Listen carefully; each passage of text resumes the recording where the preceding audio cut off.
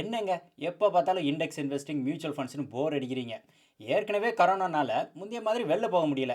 இந்த போரிங் லைஃப்பில் கொஞ்சம் ஸ்பைஸை கூட்டலான்னு தான் இந்த ஜீரோதா ராபின்ஹுட் மாதிரியான ப்ரோக்கரேஜில் இண்டிவிஜுவல் ஸ்டாக்ஸ் வாங்கலாம் அப்படின்னு அக்கௌண்ட் ஓப்பன் பண்ணோம். நீங்கள் என்னடான்னா இன்னும் இண்டெக்ஸ் இன்வெஸ்டிங் பற்றியே பேசிக்கிட்டு இருக்கீங்க அப்படின்னு நீங்கள் நினைக்கிறீங்களா? உங்களுக்காகவே இந்த எபிசோட். அதுக்கு உள்ளே போகிறதுக்கு முன்னால் சில விஷயங்களை நம்ம தெளிவாக புரிஞ்சுக்கணும். இண்டிவிஜுவல் ஸ்டாக்ஸில் இன்வெஸ்ட் பண்ணி இண்டெக்ஸை கன்சிஸ்டண்ட்டாக லாங் டேர்மில் பீட் பண்ணுறதுங்கிறது வெகு சிலரால் மட்டும்தான் முடியும்.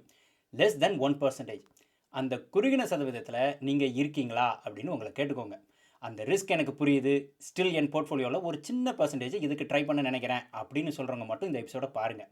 மற்றவங்க உங்கள் நேரத்தை இதுக்கு பதிலாக மேலூர் கூரக்கடை பரோட்டா ரிவ்யூ வீடியோவில் ஸ்பெண்ட் பண்ணலாம். அது ஃபஸ்ட்டு டிஸ்க்ளைமர். ரெண்டாவது டிஸ்க்ளைமர், நான் இங்கே ஷேர் பண்ணுறது ஒரு நல்ல ஸ்டாக்ஸை எப்படி சூஸ் பண்ணலாங்கிற என்னோட ஸ்ட்ராட்டஜி. இதில் கரெக்டு தப்பு சொல்ல முடியாது. இது totally personal choice and personal opinion.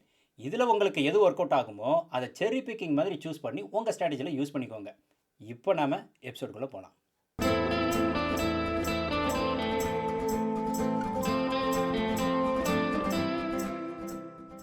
ஒரு நல்ல ஸ்டாக் ஐடென்டிஃபை பண்ண காம்ப்ளிகேட்டடாக ரிசர்ச் பண்ணி நம்பர்ஸ் ரன் பண்ணி ரேஷியோஸ் எல்லாம் பார்த்து நான் சூஸ் பண்ணுறது கிடையாது.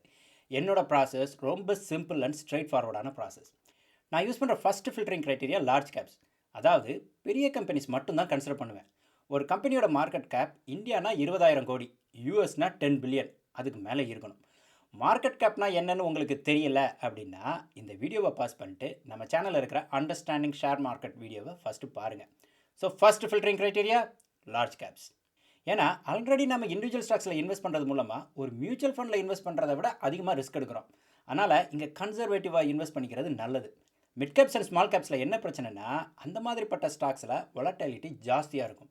எக்கனாமியில் லைட்டாக ஒரு ஸ்லோ டவுன் வந்துட்டால் கூட ஃபஸ்ட்டு அடி வாங்குறது இந்த ஸ்மால் கேப் ஸ்டாக்ஸாக தான் இருக்கும். அதே மாதிரி எக்கனாமி ரெக்கவர் ஆகி வரும்போதும் அதுதான் கடைசியாக ரெக்கவர் ஆகும். யூஎஸை கம்பேர் பண்ணும்போது இந்தியாவில் ஸ்மால் கேப்ஸோட ரிஸ்க் இன்னும் ஜாஸ்தி.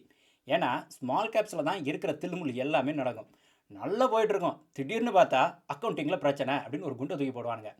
விற்க கூட முடியாது. லோயர் சர்க்கியூட்டில் மாட்டிக்கிட்டு டெய்லி 10% 5% கீழே போய்கிட்டே இருக்கும். மொத்த பணத்தையும் லூஸ் பண்ண வேண்டிய நிலைமை வந்துடும்.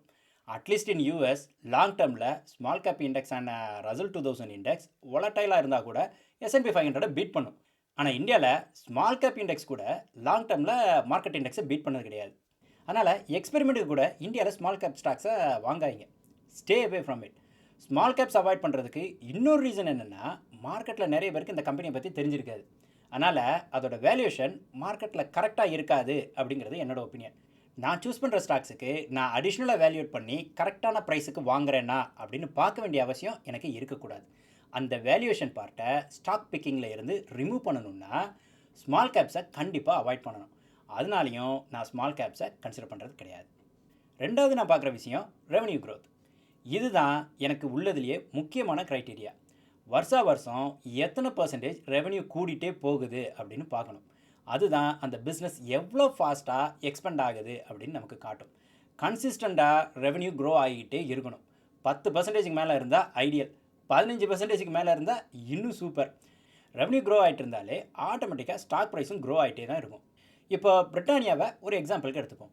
கடந்த 5 வருஷமாக பார்த்தா அண்ட் ஆவரேஜ் 10% அதோட ரெவன்யூ எவ்ரி இயர் கூடிக்கிட்டே போகுது.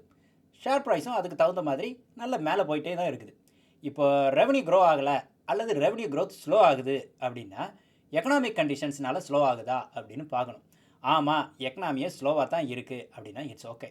ஆனால் எக்கனாமி நல்லா இருக்குது, இந்த கம்பெனியோட ரெவன்யூ மட்டும் குறையுது அப்படின்னா உடனே உஷாராகணும், விற்றுட்டு வெளில வர பார்க்கணும். அப்புறம் இந்த ரெவன்யூ க்ரோத்தை பார்க்க ஆனுவல் டேட்டாவை யூஸ் பண்ணால் நல்லது, குவார்ட்டர்லி டேட்டாவை யூஸ் பண்ணக்கூடாது. ஏன்னா ஒவ்வொரு கம்பெனியும் வெவ்வேறு சீசனில் வேறு மாதிரி ரெவன்யூ க்ரோத் இருக்கும்.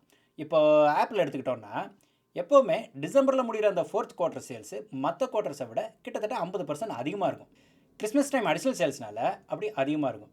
அதனால் குவார்ட்டர்லி டேட்டாவை கம்பேர் பண்ணும்போது நம்ம முந்தின குவார்ட்டர் கூட கம்பேர் பண்ணாமல் போன வருஷம் இதே குவார்ட்டரோட நம்பர்ஸ் கூட கம்பேர் பண்ணணும். அடுத்து பார்க்க வேண்டியது நெட் இன்கம், அதாவது ஏர்னிங்ஸ் ரெவன்யூ வளர அதே ரேட்டில் வளருதா அப்படின்னு பார்க்கணும். கிட்டத்தட்ட ரெவன்யூவோட க்ரோத் ரேட்டை மேட்ச் பண்ணால் சரிதான். இந்த ஏர்னிங்ஸ் மூலமாக நம்ம பிஇ ரேஷியோ கால்குலேட் பண்ணலாம். பிஇ ரேஷியோங்கிறது price per earnings ratio. Total market கேப்பை ஏர்னிங்ஸால் டிவைட் பண்ணால் பிஇ ரேஷியோ கிடைக்கும். நிறைய பேர் பிஇ ரேஷியோவை ஒரு ஸ்டாக் ஓவர் வேல்யூடா அல்லது அண்டர் வேல்யூடா அப்படின்னு பார்க்குறதுக்கு யூஸ் பண்ணுவாங்க. பிஇ ரேஷியோ அதிகமாக இருக்குதுன்னா அதுக்கு என்ன அர்த்தம்னா அந்த கம்பெனி ஏர்ன் பண்ணுற ஏர்னிங்ஸுக்கு ப்ரைஸ் அதிகமாக இருக்குது அப்படின்னு அர்த்தம். And so it is expensive. இதை இன்னொரு ஆங்கிள்லையும் பார்க்கலாம். இது ஒரு நல்ல குவாலிட்டியான பிஸ்னஸ் அப்படிங்கிறதுனால இன்வெஸ்டர்ஸ் அதுக்கு ப்ரீமியம் ப்ரைஸ் கொடுத்து அதிகமாக வாங்க ரெடியாக இருக்காங்க அப்படின்னும் எடுத்துக்கலாம். நான் பர்சனலாக பிஇ ரேஷியோலாம் பார்க்க மாட்டேன். நான் ஏற்கனவே சொன்ன மாதிரி ஒரு கம்பெனியை வேல்யூட் பண்ணுறதை நான் அவாய்ட் பண்ண பார்ப்பேன். ஏன்னா என்னை பொறுத்த வரைக்கும் வேல்யூஷனுங்கிறது அழகு மாதிரி, அது பார்க்குறவங்க கண்ணில் இருக்குது. அதனால் ஒவ்வொரு ஆளுக்கும் வேல்யூஷன் மாறுபடும். ஒருத்தருக்கு வேல்யூவாக தெரிகிறது மற்றவங்களுக்கு பெரிய வேல்யூவாக தெரியாமல் போகலாம். அதனால் என்னை பொறுத்த வரைக்கும் மார்க்கெட் ஆல்ரெடி கரெக்டாக வேல்யூட் பண்ணி அதுக்கு தகுந்த மாதிரி தான் ப்ரைஸை வச்சுருக்கோம். அதுக்கு மேலே நாம் வேல்யூஷன் பண்ண வேண்டிய அவசியம் இல்லை அப்படிங்கிறது என்னுடைய ஒப்பீனியன். நிறைய பேர் வெளியே தெரியாத அண்டர் வேல்யூட் கம்பெனிஸை ஃப்யூச்சரில் நல்ல வேல்யூக்கு க்ரோ ஆகும் அப்படின்னு தேடி பிடிச்சி இன்வெஸ்ட் பண்ணுவாங்க. எனக்கு அதில் பெரிய நாட்டம் இல்லை. வெளியே அவுட் ஓப்பன்லேயே எவ்வளவோ சக்ஸஸ்ஃபுல்லான பிஸ்னஸ் இருக்கும்போது ரிஸ்க் எடுத்து அண்டர் வேல்யூட தேடி பிடிக்க வேண்டிய அவசியம் இல்லை அப்படிங்கிறது என்னுடைய ஒப்பீனியன். அதனால் எனக்கு பிஸ்னஸ் பிடிச்சிருக்கு, ரெவென்யூ க்ரோ ஆகுது, ப்ராஃபிட்டும் க்ரோ ஆகுது அப்படின்னா கரண்ட் ப்ரைஸுக்கு வாங்க ஹெசிடேட் பண்ண மாட்டேன். இப்போ பிரிட்டானியா எக்ஸாம்பிளையே எடுத்துப்போம். லாஸ்ட் 10 இயர்ஸாக பாருங்கள், ரெவென்யூ அண்ட் ப்ராஃபிட் கன்சிஸ்டண்ட்டாக க்ரோ ஆகிட்டுருக்கு. ஸ்டாக் ப்ரைஸும் மேலே போய்கிட்டே இருக்குது. கடந்த 10 வருஷத்தில் நான் எப்போ வாங்கியிருந்தாலும் நான் இப்போ லாபத்தில் தான் உட்காந்துருப்பேன். ஆப்பிளும் அதே மாதிரி தான். அதனால் என்ன கேட்டிங்கன்னா வெல் எஸ்டாப்ளிஷ்ட் ஹை க்ரோத் கம்பெனிஸை வேல்யூட் பண்ணணும்னு அவசியமே இல்லை. Just keep buying. அடுத்து நான் பார்க்குற க்ரைட்டீரியா பேட்டா.